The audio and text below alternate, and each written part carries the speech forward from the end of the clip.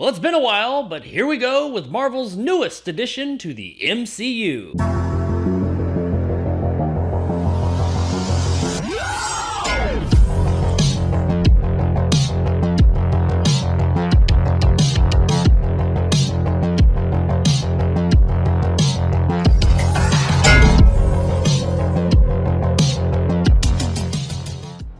Shang-Chi and the Legend of the Ten Rings is brought to us by director Destin Daniel Cretton and stars Simu Liu, Awkwafina, and Tony Leung Chiu-wee. Hope I said that right. So this is the next entry in Phase 4 of the MCU after Black Widow, and I think Spider-Man Far From Home, I'm not 100% sure if that's Phase 4 or the end of Phase 3, but whatever, it comes after all that. And this time around, we're getting a bit of a different kind of MCU movie. While Shang-Chi definitely takes place in the MCU, it is kind of its own thing for now. I'm sure it's going to play into future MCU films, but as this movie stands for now, it is kind of its own standalone thing. You don't really need much prior knowledge in the MCU to enjoy this film. There are one or two characters that pop up in previous films just to kind of connect everything together, but beyond those, for the vast majority of this film, you don't need anything else. We follow Sean, or Shang-Chi, which is his actual name, a car valet by day and kind of a drunken partier by night. Sean and his best friend Katie, played by Awkwafina, are pretty inseparable, and they're also kind of directionless. They're just kind of taking life day by day. One day, some bad guys show up looking for Sean, and he has to defend himself. And in doing this, Katie gets the idea that, hey, you know, I think there might be more to you than you let on, because you just like mop the fucking floor with those guys. And of course there is, and Sean and Katie go on an adventure back to his homeland to figure out why his father, of all people, sent people to kill him. And from here we find out about how Sean's father is the head of a criminal organization called the Ten Rings. And without spoiling anything, he has discovered a way to a place that most people are unaware of, and he wants Sean's help. And adventure ensues. Alright, so I know that I'm one of the last YouTube reviewers to get a chance to see this movie. And while I do try to stay away from reviews of movies that I plan on reviewing, I kinda couldn't get away from this one. I couldn't not hear what people are saying about it. And I've heard a lot of talk about how this is like one of the best MCU movies ever made, if not the best. So while I did have my reservations about those comments, going into it, I was kind of excited to see what it had to offer. So was it one of the best MCU movies, if not the best? Well, the best? In my opinion, no. It's not the best, but it is a really good one. First of all, the story. I enjoyed it. I liked what this movie had to say. What's initially packaged as your average superhero origin story actually ends up having a bit more depth than I was expecting. The thing that resonated with me the most here was the family dynamic, and a lot of that has to do with the villain, Shang's father, who is more or less the Mandarin, played by Tony Leung. The MCU has a long history of having lackluster villains. Yeah, we've got Thanos and Loki, but we've also got all the other ones that you probably can't name. And there's a reason that most people can't name them, because they're lackluster. And while Shang's father isn't necessarily up to the level of Thanos or even Loki, he is up there. He's definitely in the top. And much like those villains, the reason he isn't so much that he's some tyrannical crazy man. It's not because he's the most evil villain there ever was. No, it's because you can relate with this character. The reason he's doing what he does makes sense to us, the viewer. We get it. We don't necessarily agree with it, especially considering we have information that he kind of doesn't, but we do understand why he's doing it. It's a very relatable reason for him to be doing these bad things. I also hesitate calling him the villain of the movie. While he does play the role of the villain for the vast majority of the movie, the true villain we don't really get to see until the end of the movie. Now, if you want to talk about the ultimate villain in the end of the movie, yeah, that one is kind of in line with the other MCU villains. But the villain that we have for the vast majority of the movie, Shang's father, is really good. And the dynamic between these two and why they do the things they do and their relationship is at the heart of this movie. And that honestly did surprise me. I wasn't expecting that out of an MCU movie. In fact, the entire first half of this movie really surprised me. I really liked the first half. I'd go so far as to say I loved the first half of this movie. Now that does leave the second half, and we'll get to that, but the first half of this flick is really fresh. It doesn't play into nearly as many of the MCU tropes that we've come to know. And we get quite a few fight scenes in this first half of the film that are just fucking awesome. Like, you've never seen anything like this in an MCU film. I know that there's CGI going on in these scenes, but it's not just a CGI fest. There's a lot of practical hand-to-hand fighting going on in the first half of this film that is fucking awesome. That bus scene that we saw glimpses of in the trailer is really damn cool, and it is only the beginning. There's an entire scene that takes place on a skyscraper that is just thrilling from beginning to end. That coupled with the interesting, entertaining, really likable characters that we have up to that point, and I was having a blast. But then the second half of the movie happened. Now, I didn't hate the second half of this movie. It was still enjoyable, but somewhere around the midway point of the movie, it just pumps the brakes hardcore. Around the time that our primary characters arrive at a place that they're trying to get to, things just get real slow for a while. Like, quite a bit longer than it needed to be. I get that there is information we get in these scenes that we do need, but I feel like they could have cut out a good bit to quicken the pace a bit and kind of hurry things along. I wasn't outright bored during this part of the film, but I can't say that I was really entertained either. It was, at times, a bit of an exercise in tedium. Thankfully though, while these moments do last a bit too long, they do eventually pick back up for the final. And while the final of the film is entertaining, it never quite reaches the heights of the first half of the film. And this is the part of the film where the movie really starts to fall back on those MCU tropes that have started to become a bit stale. If the rest of the movie was a breath of fresh air, this part of the movie is very much so reminding you that you are, in fact, watching an MCU flick. Now, admittedly, it is still entertaining. I didn't dislike the end of this movie, I just wish it had continued on the same track that the first part of the movie was going. It is enjoyable and crowd-pleasing, and that is what the MCU typically is. And while I was a bit disappointed that the movie never quite reached those heights that the first half did, it was overall an enjoyable ride and did restore my faith just a bit back in the MCU. Guys, Shang-Chi was a pretty good MCU flick. Was it the best MCU movie ever made? No, but it was far from the worst. And it's not even in the middle, it's better than that. In my opinion, it lines up with something like Ant-Man. It's got an original idea, some original characters, and it has a good time with it. Yeah, it does eventually fall victim to those tried and true MCU tropes, but overall, it was still a really enjoyable, fun flick. And while I can't recommend that you run out to theaters and see it, or even really buy it, it's absolutely worth a rent.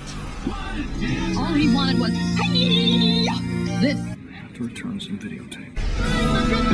It's no mystery that I haven't really been wowed by the MCU since Endgame. Overall, the offerings that we've gotten since that film, in my opinion, haven't been that great. I've kind of been thinking that the MCU was starting to become creatively bankrupt. So I was happy to see something new here, something fresh that actually did renew my faith a bit. Still got my concerns, but at least I see that the MCU can still make some entertaining, creative flicks here. So if you're looking for something fresh out of the MCU, even though part of it does fall back on those old school MCU ways, check out Shang-Chi one night and I think you'll have a pretty good time with it. So there it is, guys, my review of Shang-Chi, the Legend of the Ten Rings. That's a fucking mouthful, man. If you enjoyed, want more content like this, hit that subscribe button and help my little channel grow. If you want to help out the channel, check out my Patreon in the description below and become a jarhead and get some of the awesome benefits that go along with that, like these guys. And possibly join my top tier and become a bad motherfucker like my man Greg. If you liked what I had to say, give me a like. If not, let me know in the comments below why. And as always, stay sexy, Hong Kong. Is this what you wanted?